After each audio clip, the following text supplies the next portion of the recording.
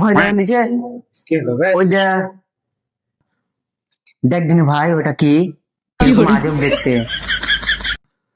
মারা ফকির টকির হবে, হয়তো ভিক্ষুক চাইতে আছে। না, একে তো ফকির মনে হয় না, তান্ত্রিক বাবা মনে হচ্ছে।